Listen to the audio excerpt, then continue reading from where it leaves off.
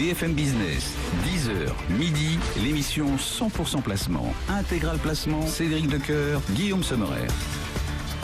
On est ensemble, bien évidemment, pour vous accompagner au cœur des marchés et nos traders sont particulièrement affûtés pour vous délivrer leur stratégie. Nos traders du jour, Mathieu Serron chez Perceval. Bonjour Mathieu. Et Andrea Tweny chez Saxo Bank. Bonjour Andrea.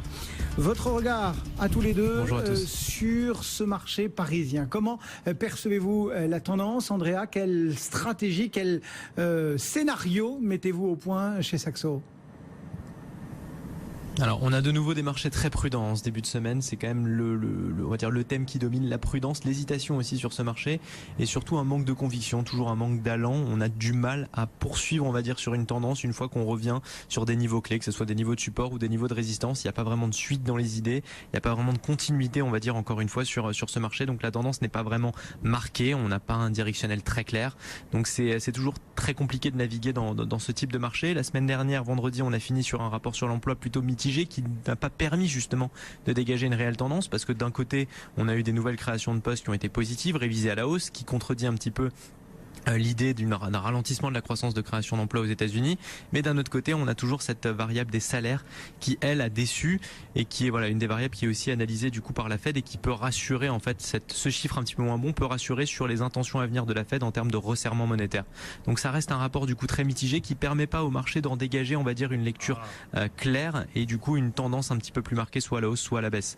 La semaine va rester, elle, très chargée en termes d'annonces ou d'indicateurs. On aura toujours les politiques monétaires avec l'audition de Janet Yellen devant le Congrès, et puis aussi le lancement, on va dire, les résultats d'entreprise avec notamment les valeurs bancaires vendredi américaines, JP Morgan, Wells Fargo notamment, et puis il y aura aussi pas mal de chiffres macroéconomiques importants dans l'optique d'une politique monétaire avec notamment l'inflation aux États-Unis, les ventes au détail.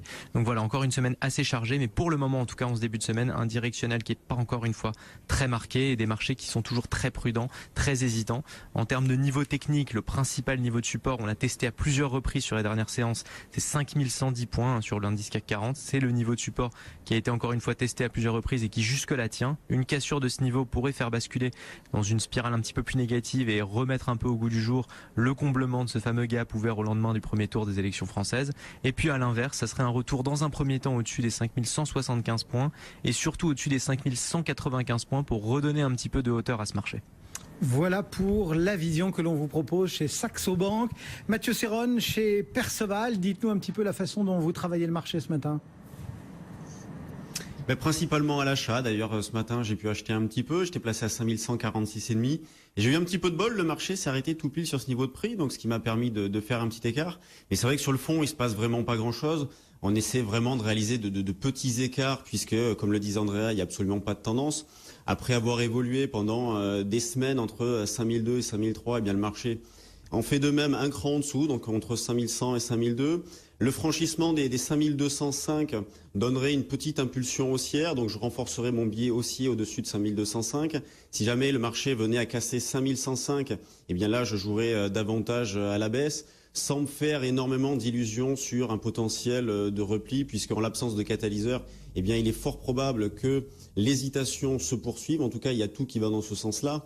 Et d'ailleurs, on a vu la semaine dernière quelques petites alertes sur des valeurs comme Sodexo, Publicis, Carrefour, qui ont baissé de 4, 5, 6%.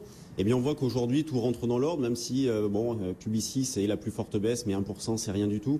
Donc, il faut surveiller les actions, le comportement des actions. Pour l'instant, tout est dans l'ordre. Il n'y a pas de baisse marquée. En tout cas, lorsqu'on aura des valeurs, peut-être que ça arrivera plus vite que prévu, mais quand on aura des valeurs qui baisseront de 5, 6% et qu'on ne saura pas pourquoi, là, il faudra être davantage méfiant. En tout cas, pour l'instant, tout va dans le sens d'une poursuite de l'hésitation. Et pour jouer justement cette phase-là, eh bien, si on ne fait pas de futur, moi je continue à travailler avec un biais haussier principalement sur le futur.